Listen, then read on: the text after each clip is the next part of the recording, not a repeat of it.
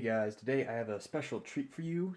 Today I got in a piece to my second AR build, and I noticed that there weren't too many videos. I mean, there's definitely some videos, but not showing a specific aspect of this product, which is the Battle Arms Development lightweight billet lower receiver. Now, this is an extremely premium product.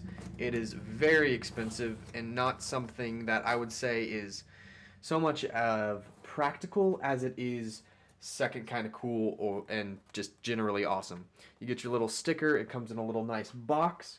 It even has a cutout for the upper receiver in the foam, but I did not purchase it because I'm not insane.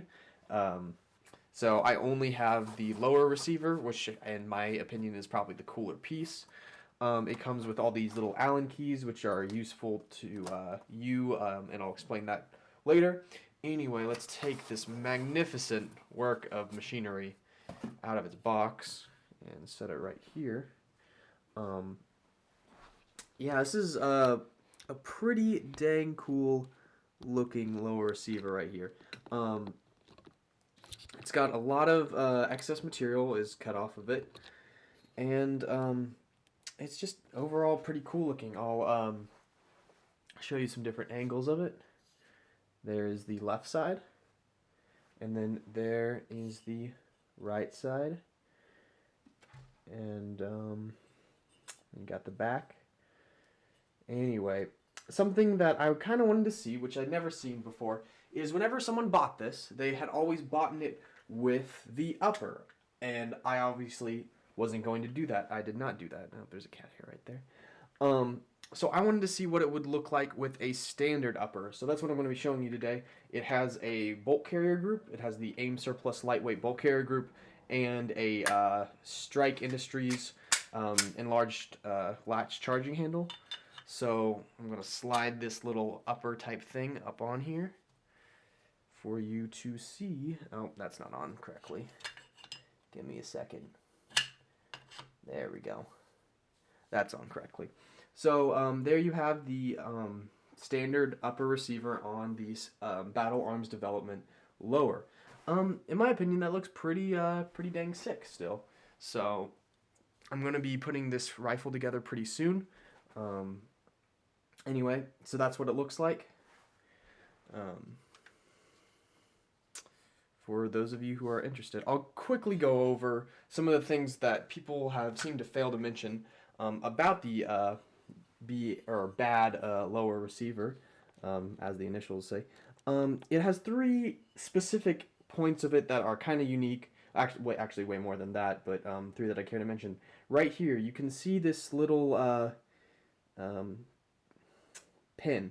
That's where you would put the retaining pin in for the bolt catch. Now, Battle Arms Development, if you can see right there, it's actually a hex screw that is right there. And anyway, there's no hammer, this is the point when you're building your rifle when you generally scuff up your receiver. You have to strike your hammer sideways, and a lot of people generally tape up their guns so that they don't mark it. Here, all you need is a little the little Allen key that they provide, and you just screw it right in. No hammering required. The second point is right back here. They have a little retaining screw that you screw in. So when you have your rear retaining pin on the receiver, you have to retain that with a spring right here.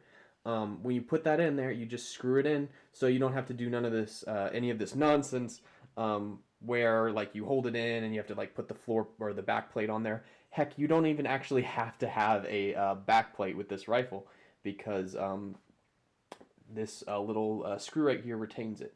The third part, where you also need an Allen key for, is right here. I think this, I'm going to be perfectly honest, guys. I'm not sure 100% what this do. I'm pretty sure it adjusts the fit between the upper and the lower somehow. It connects to this little green dot right here. I'm pretty sure that's what it does. You can loosen it or tighten it, because, you know, some receivers have a lot of wobble or play in between them. I haven't really checked this one yet. I mean, this one seems pretty good, but I might be adjusting that later on to give it the perfect fit, if some might say that. Some other cool things about this lower receiver is you got your, it's all one piece, and you have your built-in trigger guard. There is lightning holes everywhere. There's a significant amount of material cut away from the magazine well. It's also highly beveled to allow you to get magazines in really quickly.